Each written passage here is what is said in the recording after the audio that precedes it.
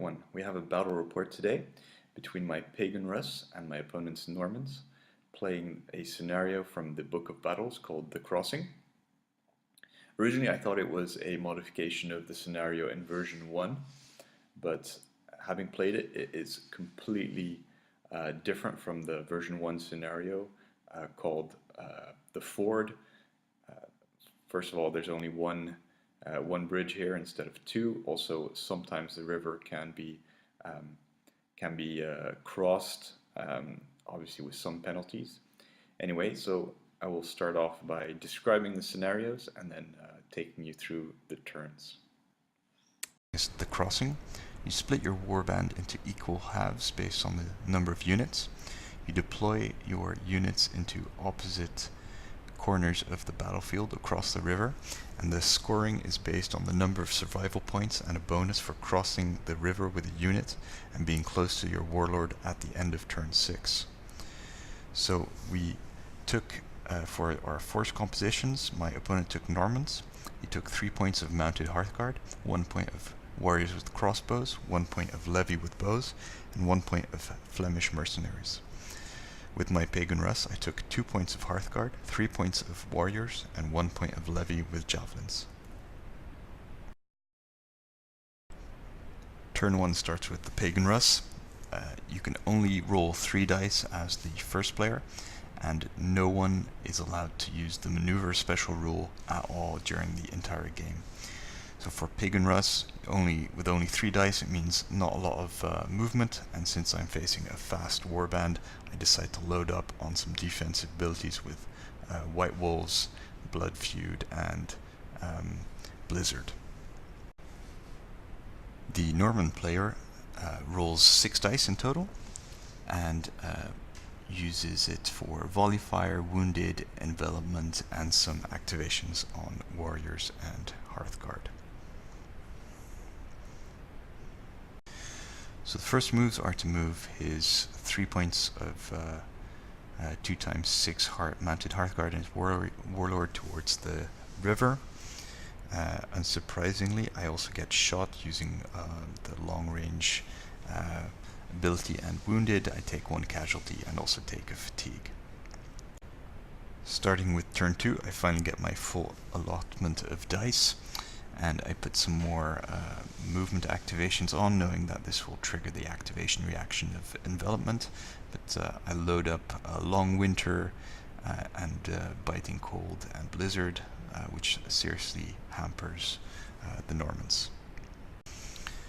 I move my warriors on the south side of the bank, which triggers the envelopment activation reaction. So my opponent charges across the river with his Hearthguard and gets out of the way. After the Normans' movement during the Pagan Rus turn, I use the Biting Cold ability on one of the Hearthguard trying to cross the river. Hopefully that cancels their activation completely, so they're stuck on the river. I'm hoping to catch them later if he doesn't roll well. I also play Blizzard on my warrior unit in the middle there, marked out by the dice in the top left hand corner. That really limits the effectiveness of the charge for any mounted unit. So that's the end of turn 2 for the Normans, and we're moving on to turn 3 now.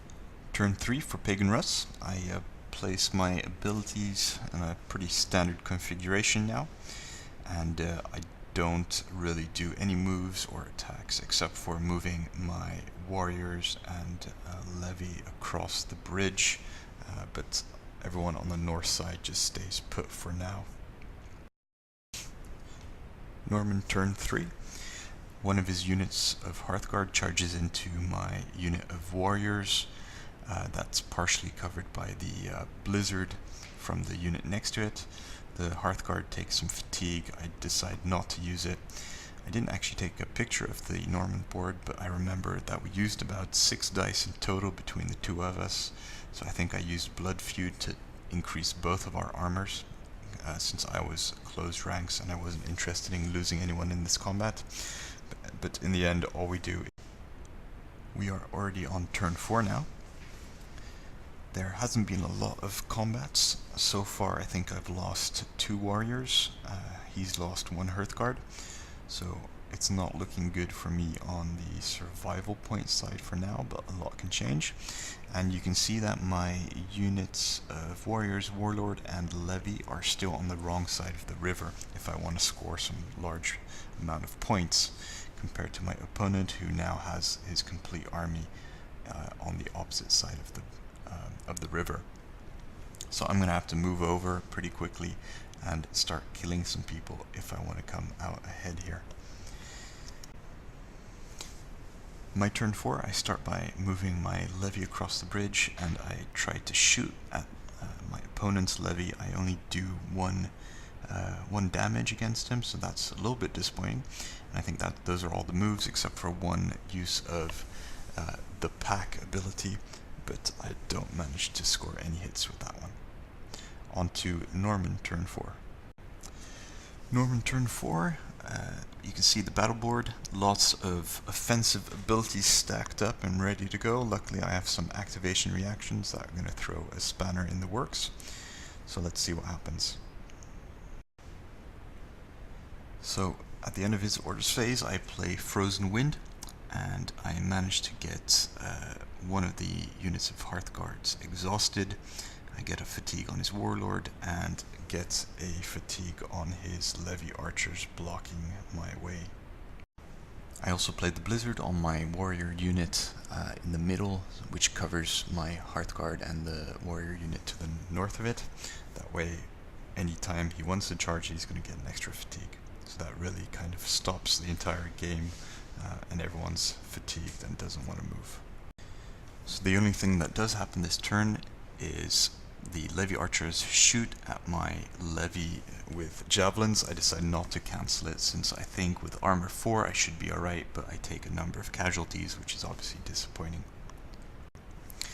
I did not take a picture of this, but there was a last combat in turn 4.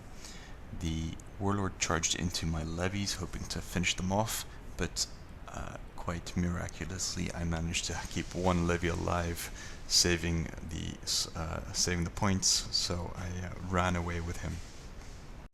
Pagan Rus, turn 5. So looking at the score, I realized that I really needed to do something here to make some kill points and reduce his survival points. So I move in my Hearthguard and then use White Wolves to make a second move and take away my fatigue before the melee. And then I bump up my armor again. However, I managed to kill 9 levy. There's still 2 left, which is unfortunate since there are quite a few of the Norman opponent's units within short, which would have got fatigue. However, I didn't manage to pull this one off, and my Hearthguard are kind of stuck there with a number of units that can charge them. He loads up his battle board with a number of offensive abilities like charge, superiority, pursuit and retreat, and then also has gallop as an activation reaction loaded up. At the end of his orders phase I use my Frozen Wind again to load up on fatigues on my opponent. It's very effective at this moment since he's all bunched up in a quarter of the table. My opponent then rests his warlord, and then he uses pursuit and charge against my Hearthguard. So I've closed ranks, and I think I also have an extra ability, but it doesn't really help me, so I lose 4 Hearthguard in total, which kind of is not great for keeping my survival points up at this point. So start of turn 6, I'm still partially across the river, so I need to fix that and make sure I load up on some activations. I also have my Hearthguard, which are still kind of sticking out in the middle of nowhere. So I also have to take into account that this will be the last turn, so I am putting a load of defensive abilities on my board, and I'm also trying to move as many units across the river and close to my warlord. Turn 6, he loads up his board with a lot of melee abilities and also some activation abilities for charges. He does not use the basic abilities very much, and he actually puts some on the combat bonus pool, which is one of the reasons that things are going to turn against my opponent here. Recap on the situation: his warlord has 2 fatigue, he's got 2 more fatigue on his unit of Hearthguard, and his unit of Flemish mercenaries are also relatively close. So he decides to charge in his Hearthguard. I use Biting Cold to stop any further activations, which completely stops him in his tracks and also blocks any further charges on me. And then at this point I also get really lucky, since my opponent forgets that he cannot use the advanced abilities to activate the mercenaries, so he's basically left with no further activations that he can do. He could move his warlord closer to the rest of his units, but since he has 2 fatigue, I would cancel the activation, so at this point we decide to stop the game. The game stops after 6 turns, and the Pagan Rus managed to slightly move ahead of the Normans. Mostly this is down to placement of the warlord right at the last turn, where I'm within range of medium of pretty much all of my units, which gives me lots of bonus points. The Normans, I think it's down to pretty much the last turn. He had the dice to use for his Flemish mercenaries, so he could definitely have picked off at least my Hearthguard probably. So I got pretty lucky in the end there. It's really tough as a Pagan Rus player if you want to move around a lot compared to something like Normans. It's very difficult to catch them with their activation reaction moves. It's a pretty tricky scenario as well when you're all split up. It's not something you really want to do as a Pagan Rus. I did have the Long Winter on essentially every turn except for turn, the first turn actually, so that completely shut down his shooting from the levy and the crossbows. So essentially I was just fighting against his mounted Hearthguard and doing a lot of positioning.